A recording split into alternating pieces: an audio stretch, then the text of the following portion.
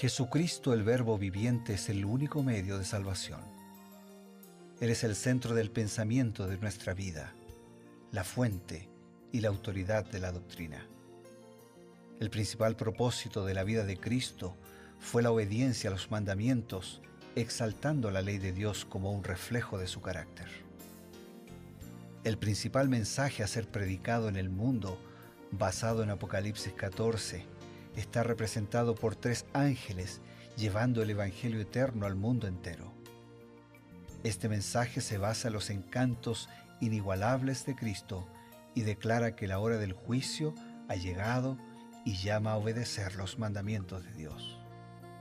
Mediante su palabra, Dios ha comunicado a los hombres el conocimiento necesario para la salvación. Las Santas Escrituras deben ser aceptadas como dotadas de autoridad absoluta y como revelación infalible de su voluntad. Y aunque el canon de las Escrituras inspiradas está cerrado, el Espíritu Santo continúa iluminando, amonestando y confortando al pueblo de Dios a través del testimonio de Jesús, el Espíritu de profecía.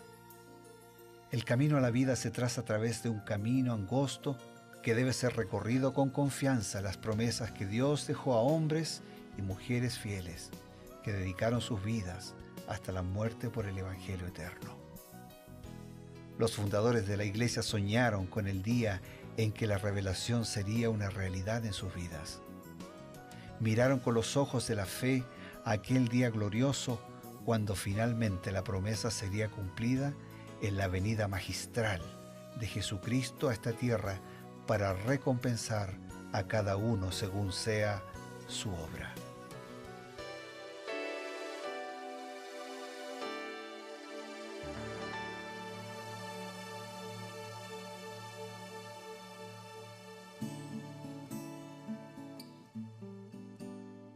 Mis amigos, estamos nuevamente en Reavivados por su palabra.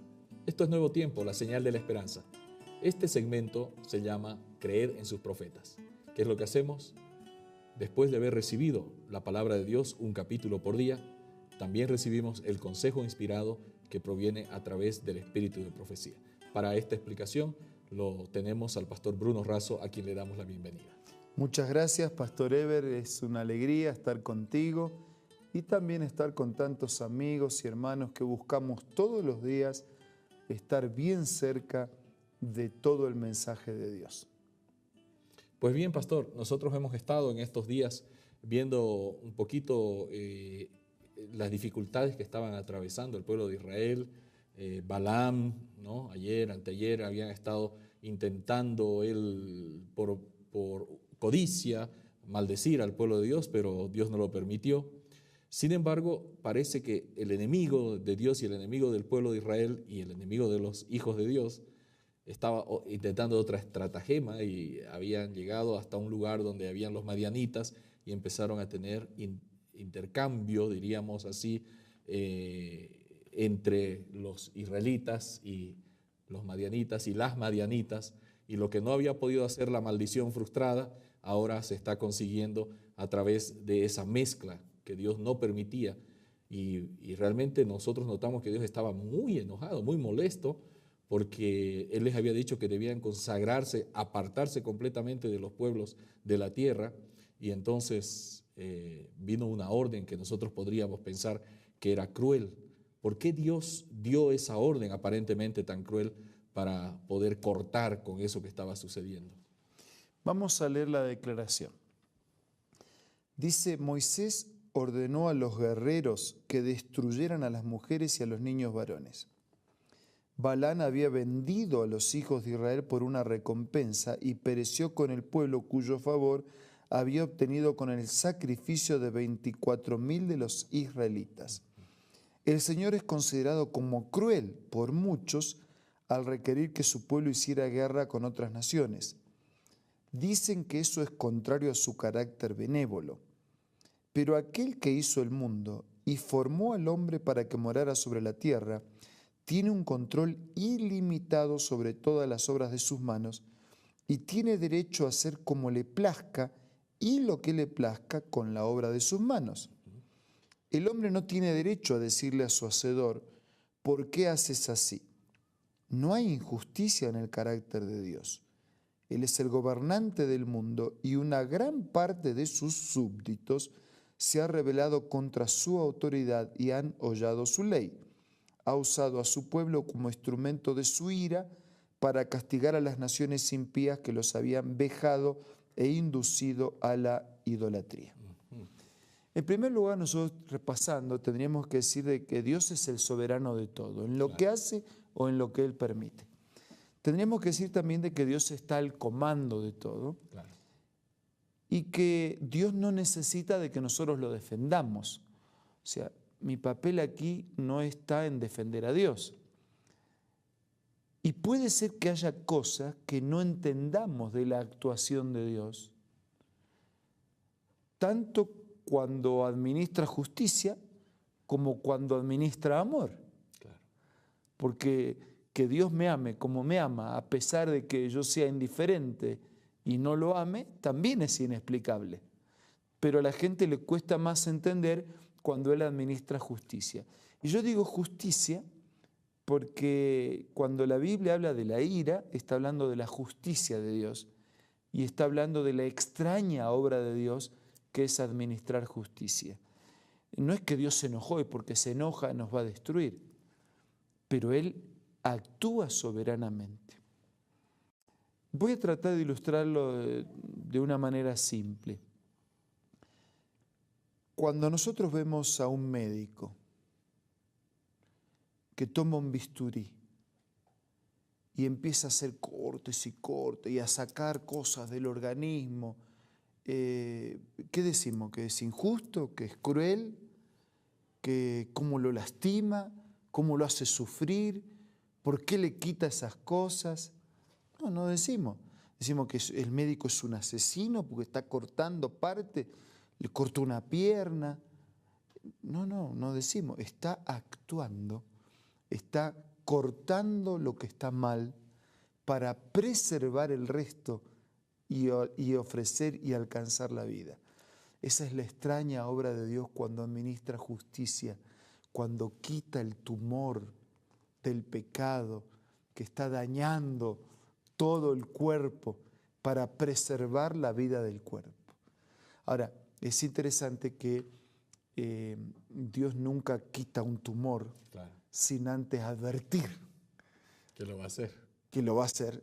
Claro. Y sin antes darme la oportunidad para que yo no sea ese tumor que Dios finalmente después tendrá que intervenir y hacer cirugía. Claro. O sea que la ilustración del médico que corta ilustra en parte, pero no lo ilustra perfectamente.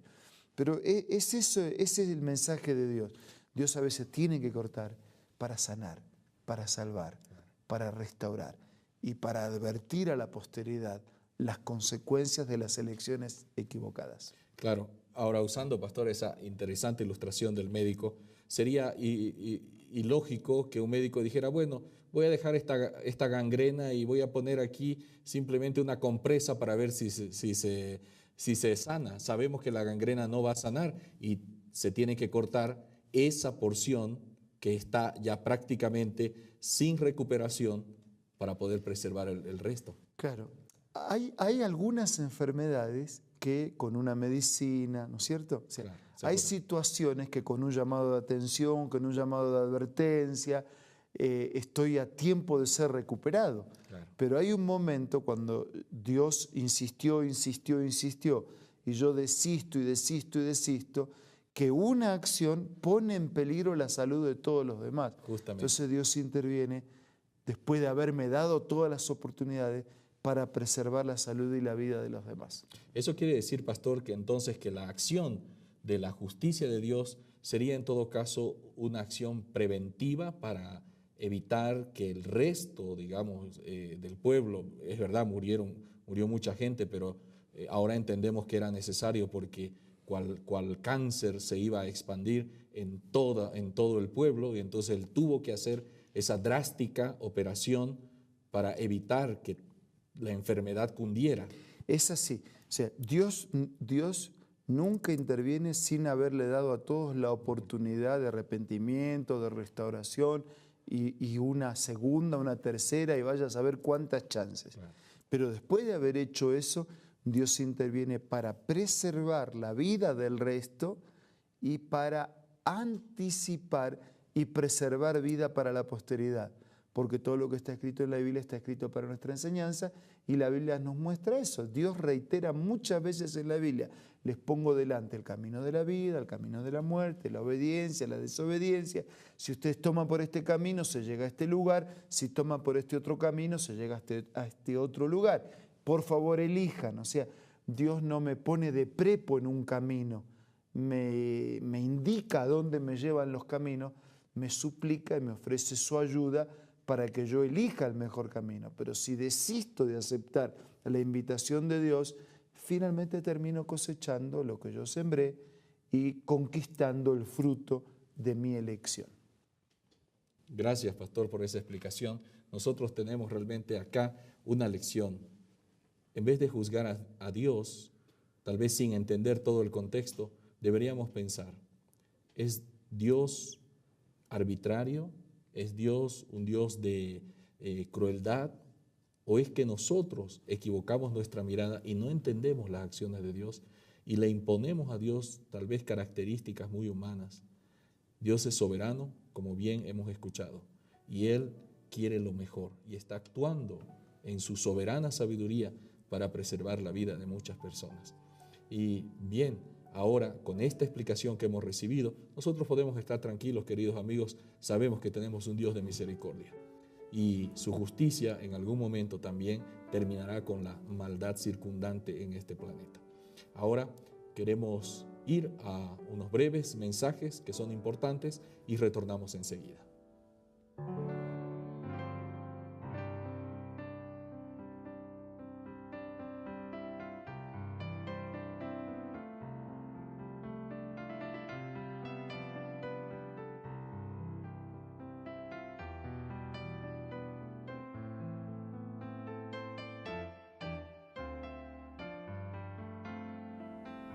Hola, acompáñame en esta lectura.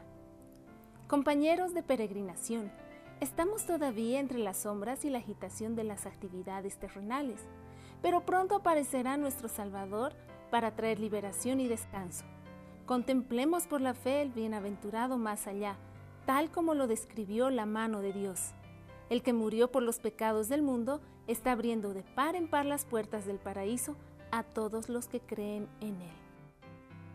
Esta cita tú la puedes encontrar en el libro Profetas y Reyes, escritos por Elena G. de White. Te invito a que forme parte de tu biblioteca personal. Adquiérelo ingresando a la página www.aces.com.ar o visita una iglesia adventista del séptimo día. También puedes hacerlo descargando la aplicación Elena G. de White del App Store o del Play Store. Es momento de dar gracias a Dios. ¿Por qué? Tenemos un Dios misericordioso, un Dios que advierte, un Dios que además de eso da oportunidades. Y gracias a esas oportunidades estamos aquí. Vamos a pedirle a Dios la bendición para nuestras vidas y queremos además agradecerle porque Él es un Dios de amor. Vamos a orar. Señor y Padre que estás en los cielos, te damos gracias porque eres un Dios de amor. Y también te damos gracias porque eres un Dios de justicia. Porque aun cuando a veces podamos no entender algunas situaciones, al administrar justicia lo haces siempre con misericordia. Y te pedimos que nos permitas aprovechar la oportunidad para aceptar este tiempo de gracia, ponernos de tu parte, vivir conforme a tu palabra y transitar en armonía con tu voluntad. Bendice a nuestros amigos y concédenos un día de muchas bendiciones. Te lo pido y te lo agradezco en el nombre de Jesús. Amén. Amén.